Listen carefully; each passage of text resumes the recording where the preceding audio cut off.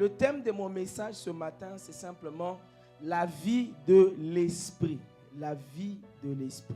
En réalité, la vie d'un enfant de Dieu né de nouveau est totalement différente de la vie d'un, permettez-moi l'expression, d'un païen ou de quelqu'un qui n'est pas né de nouveau.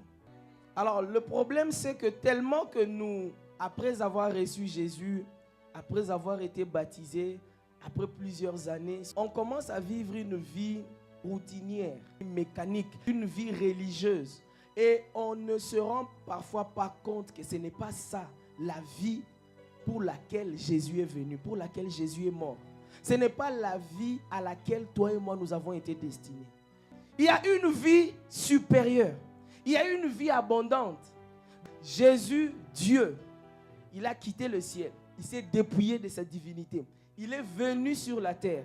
Et il dit, je suis venu afin que les brebis aient la vie et qu'elles soient dans l'abondance. Jésus dit, c'est ça mon objectif. That's my assignment. That's the purpose. C'est pour ça que je suis venu. Alors la question c'est, est-ce que tu vis cette vie abondante? Ou mieux, au lieu de parler même de vivre, est-ce que tu connais au moins d'abord cette vie abondante?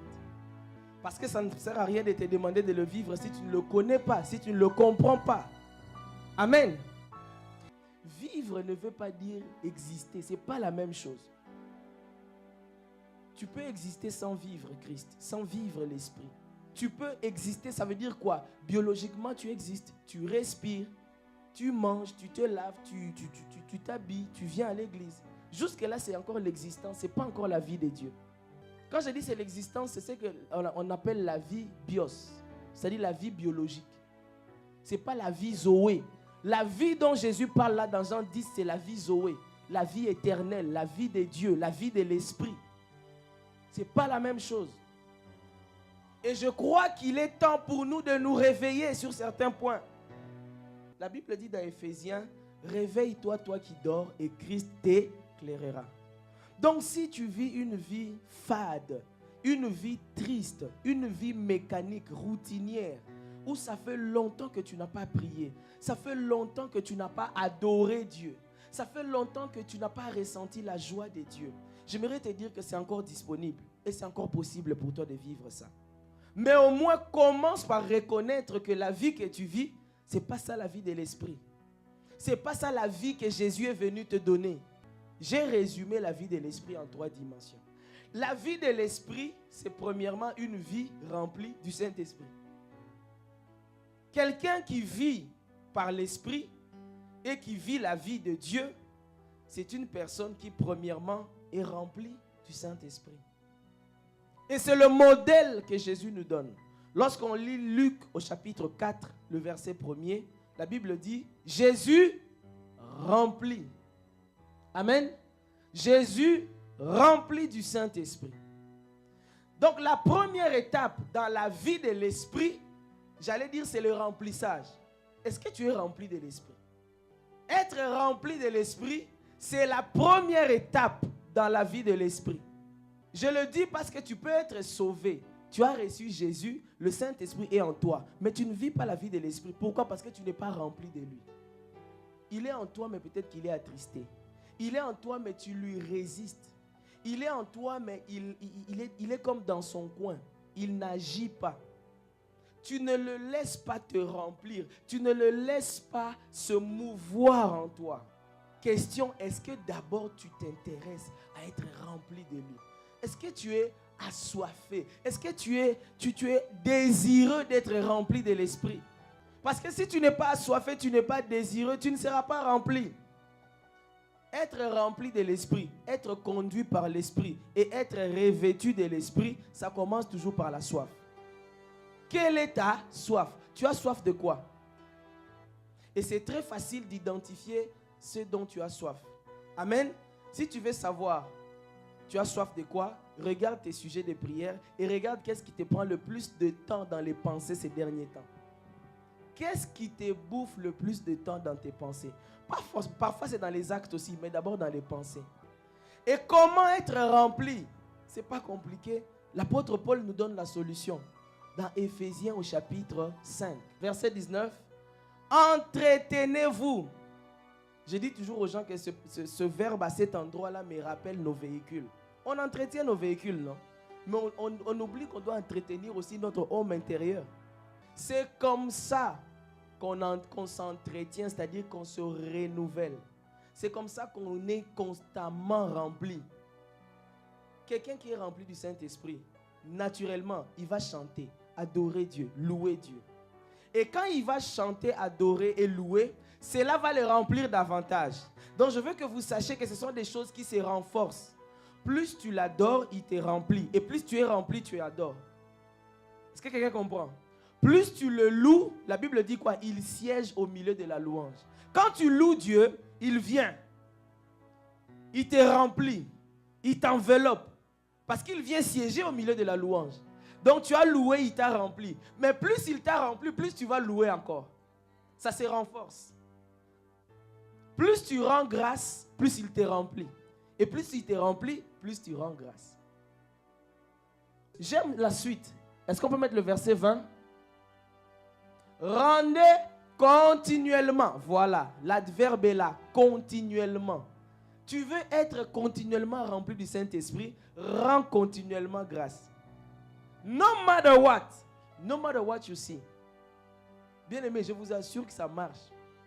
Je sais que tu pourvoiras. Seigneur, je ne sais pas comment je vais m'en sortir, mais je sais que toi, tu es le Dieu de l'impossible. Commence à rendre grâce. Et tu vas voir qu'il y aura un retournement des situations. Et c'est comme ça aussi que tu es rempli. Et j'aime la suite, verset 21. Vous soumettant les uns aux autres. Adoration, louange, action de grâce, soumission. Tout ça, ça vient après. Ne vous enivrez pas de vin, mais soyez au contraire remplis. Amen. Alors bien aimé, si tu veux à partir d'aujourd'hui être rempli du Saint-Esprit, tu as la clé. Tu as la clé. Dieu t'a donné déjà la clé. La question c'est, est-ce que tu vas pratiquer? Est-ce que tu vas pratiquer? Est-ce qu'à partir d'aujourd'hui, tu te décides d'être une personne qui loue, qui adore en permanence? Est-ce que tu te décides d'être quelqu'un qui rend grâce qui rend grâce continuellement? J'aime bien le mot continuellement. Ça veut dire sans s'arrêter.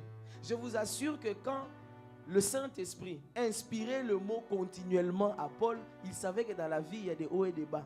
Bon, deuxième dimension. La vie de l'Esprit, c'est aussi être conduit par l'Esprit.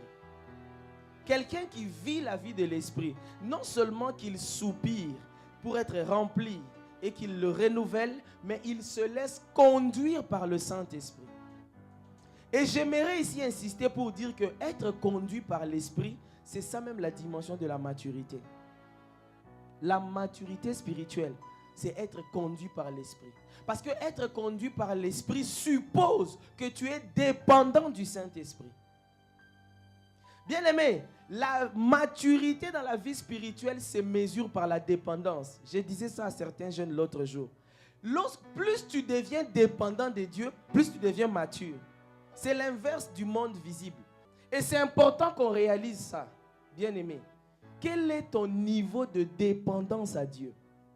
Quel est ton niveau de dépendance au Saint-Esprit? Pour que Dieu nous accorde la grâce d'être des hommes et des femmes dépendants du Saint-Esprit. Des hommes et des femmes qui se laissent conduire par le Saint-Esprit. Des hommes et des femmes qui cherchent d'abord la volonté de Dieu avant de faire quoi que ce soit. Ça, c'est la troisième dimension. La vie de l'Esprit, c'est aussi être revêtu du Saint-Esprit. Est-ce que tu es revêtu du Saint-Esprit? Est-ce que tu es revêtu? Dans Luc au chapitre 4, le verset 14, la Bible dit quoi? Jésus, revêtu de la puissance de l'Esprit, retourna. Ici, il ne s'agit pas d'être rempli à l'intérieur pour manifester le caractère de Christ. Il ne s'agit pas simplement d'être conduit ou de marcher par l'Esprit, mais il s'agit aussi d'être revêtu. Donc c'est une question de puissance, c'est une question d'onction. Jésus dit quoi? Attendez, attendez, vous recevrez une puissance. Le Saint-Esprit survenant sur vous. Amen. Toi et moi, nous devons être aussi de ceux qui recherchent cette puissance. Et cette puissance se renouvelle aussi.